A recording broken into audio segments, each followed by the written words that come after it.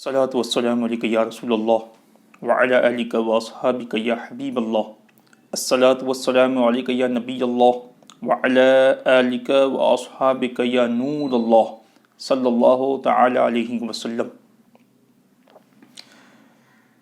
پیارے محترم عزیزان گرامی، آج ماہ جمادی الاخری جس کی 16ویں تاریخ ہے، آج ہمارے معاشرے میں علم کی کمی کی وجہ سے بہت ساری غلط فہمی پھیلی ہوئی نظر آتی ہے. اپنے خیال سے کسی کو اچھا کسی کو برا سمجھا جاتا ہے.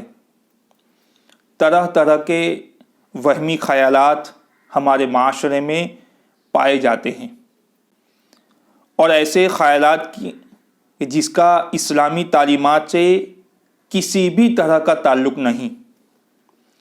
تو آج یزدانی چینل کے پلیٹ فارم سے یہ پیغام آپ تک پہنچایا جا رہا ہے کہ ہمارے معاشرے سے یہ بدسگونی، اسے بدسگونی کہتے ہیں، دور ہونی چاہیے. غلط اور وہمی خیالات ہمارے معاشرے سے دفع ہونے چاہیے.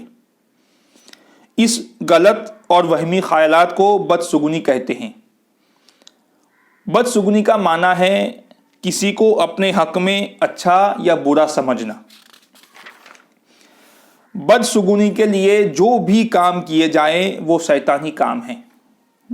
پیارے آقا صلی اللہ تعالی علیہ وسلم کا ارشاد ہدایت نشان ہے کہ جو شخص بدسگونی کی وجہ سے رک جائے تو وہ شرک میں آلودہ ہو گیا. الامان الامان. دوسری جگہ پیارے آقا صلی اللہ تعالی علیہ وسلم کا فرمان عبرت نشان ہے کہ جس نے بدسگونی لی اور جس کے لیے لی گئی وہ ہم میں سے نہیں، یعنی ہمارے طریقے پر نہیں. اللہ تعالی ہماری حفاظت فرمائے. تو آئیے دیکھیں کہ ہمارے اس معاشرے میں کس طرح کی بدسگونیاں پھیلی ہوئی ہے. بدسگونی کے میں مثالیں دے رہا ہوں جو معاشرے میں پائی جاتی ہے. کبھی پرندے اور جانور کی آواز سن کر بدسگونی کی جاتی ہے. کبھی کسی وقت، کسی دن یا کسی مہینے کو بدسگن کہا جاتا ہے. کوئی کام کرنے کا اگر ارادہ کیا اور کسی نے کچھ کہا تو بدخیالی تصور کی جاتی ہے. ایمبولینس، فائر بریگیڈ جیسی آوازیں سن کر بھی بدخیالی کی جاتی ہے. گھر کے افراد یا مہمان کی اگر رخصتی ہو تو اس کے بعد گھر میں جھاڑو لگانا بدسگونی سمجھا جاتا ہے. کٹا ہوا ناخن اگر پیروں کے نیچے آ جائے تو ہماری دشمنی بڑھ جائے، اس طرح کے خیالات معاشرے میں پائے جاتے ہیں.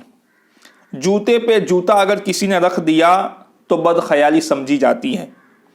سیدھی آنکھ اگر فرق رہی ہے تو صحیح ہوگا اور بائیں آنکھ فرق رہی ہے تو کچھ نقصان ہوگا، اس طرح کے خیالات پائے جاتے ہیں.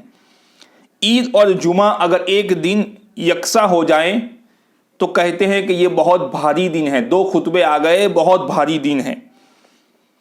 بلی راستے میں آگے سے نکلے تو بدخیالی، رات میں کتا روئے تو بدخیالی، دن میں مرغا بولے تو بدخیالی. دکان پر پہلا آنے والا شخص اگر کچھ لیے بغیر چل پڑے تو بدسگنی کہ آج دن اچھا نہیں ہوگا، آج بکری اچھی نہیں ہوگی. پہلا آنے والا شخص بغیر کچھ سودا لیے نکل گیا تو آج ہمارا دن خراب ہوگا. اس طرح کے وہمی خیالات پائے جاتے ہیں. نئی دلہن اگر گھر آئے اور اگر کسی میت کی خبر سن لیں تو بدسگنی. کسی خاتون کی اولاد نہ ہو یا تو صرف لڑکیاں ہی ہو تو خاتون سے بدخیالی. حاملہ خاتون میت کے قریب آئیں تو بچے پر برا اثر پڑے گا، اس طرح کے وہمی خیالات پائے جاتے ہیں. حاملہ خاتون سورج گرہن کے موقع پر چھری یا چاقو یا لوہا استعمال کریں تو بچے پر برا اثر پڑے گا.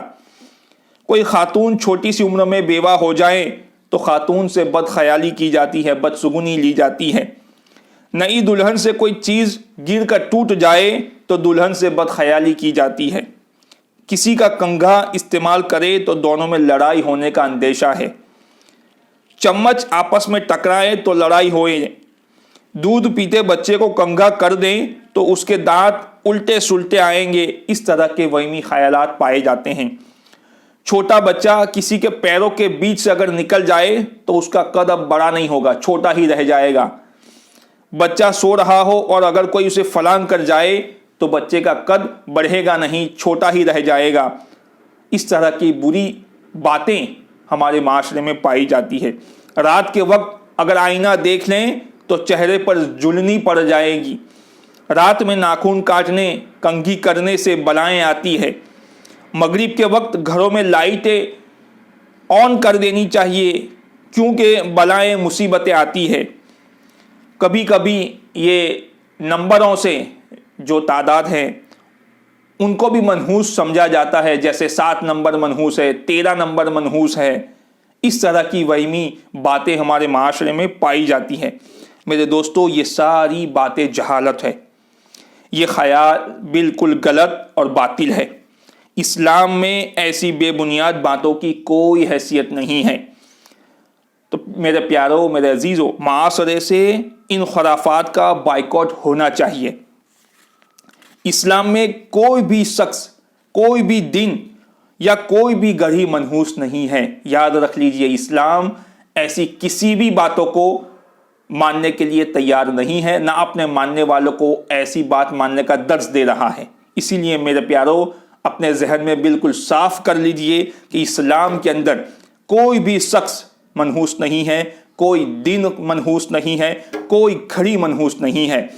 جس وقت اللہ تعالیٰ کی اطاعت اور فرما برداری کی جائے وہ وقت سب سے بہتر ہے۔ اس بات کو نوٹ کر لیا جائے، اپنے دماغ میں اس بات کو پیوست کر لیا جائے کہ جس وقت اللہ تبارک و تعالیٰ کی اطاعت اور فرما برداری کی جائے وہ وقت سب سے بہتر ہے، اور جس وقت میں اللہ تبارک و تعالیٰ کی نافرمانی کی جائے وہ وقت ہمارے لیے سب سے بدتر ہے، وہی وقت ہمارے لیے منحوس ہے۔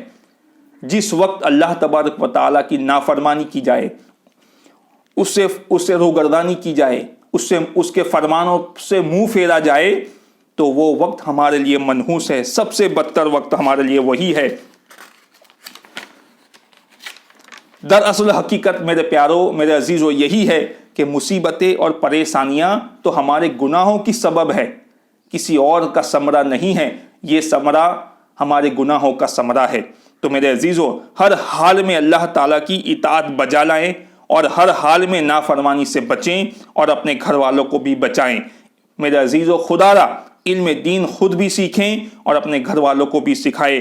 اللہ تعالیٰ ہمیں صحیح سمجھ عطا فرمائے، آمین، بجاہ النبی الامین۔ السلام علیکم ورحمۃ اللہ وبرکاتہ۔